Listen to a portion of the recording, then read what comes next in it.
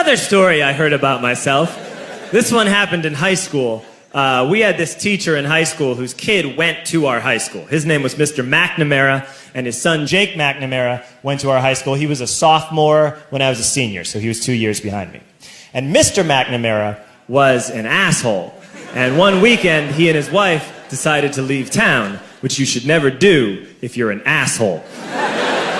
And Jake McNamara decided to throw a party at the teacher's house. Hooray! And everyone around town heard about it, and we all got up individually and thought, okay, let's go over there and destroy the place. I walked into this party, everyone I had ever met was there, and everyone was drinking like it was the end of the world. People were drinking like it was the Civil War and a doctor was coming to saw our legs off. It was totally unsupervised. We were like dogs without horses. We were running wild. I walked down to the basement. They had a pool table in the basement. One dude took a running start and threw his body onto the pool table and broke it in half. Another kid found out which room was Mr. McNamara's and went upstairs and took a shit on his computer. So the party was going great. I'm standing in the basement and I'm holding a red cup. You've seen movies. And I'm standing there and I'm holding a red cup and I'm starting to black out. And I guess someone said like, something, something, police. And in a brilliant moment of word association, I yelled, fuck the police! Fuck the police!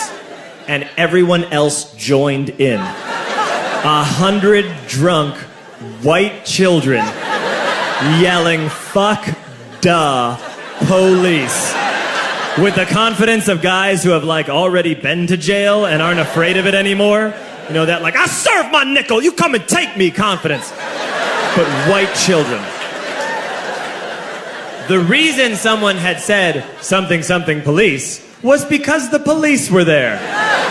So a Chicago police officer walked down the stairs and got to the bottom in the basement and looked out over a sea of drunk toddlers yelling, fuck the police, in his face. And he was almost impressed. He's like, wow. And then he leaned into his walkie-talkie and went, get the paddy wagon. And my friend John, who is now a father, this man now has a baby, he grabbed a 40, smashed it on the ground, and yelled, scatter! And everyone ran in different directions. We all ran in different directions. It was like that scene in Ratatouille when the humans come in the kitchen and all the rats go in different ways. We all ran in different directions. I ran into the laundry room and I jumped up on the washing machine and I crawled out through a window into the backyard, and now I'm running through the backyard and there was this big chain link fence and I thought, I've never climbed a fence that high before. And then I woke up at home. On Monday, I went to school because that's what we did back then. And I'm walking into the school building, and who do I see but Jake McNamara? And he says to me, hey, were you at my party on Saturday? And I said, no. You know, like a liar. And he said, things got really out of hand. Someone broke the pool table. Someone took a shit on my dad's computer. But the worst thing, he says, the worst thing is that someone stole these old antique photos of my grandmother, and my parents are freaking out about it. And I had that thought that only blackout drunks and Steve Urkel can have.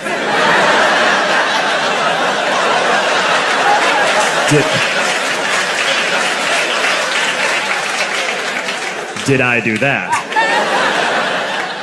I figured, no, I wouldn't have done that. But I was never sure. Until 2 years later. Relax.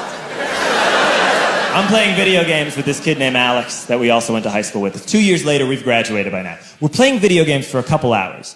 And then Alex says to me, hey, come here. I want to show you something.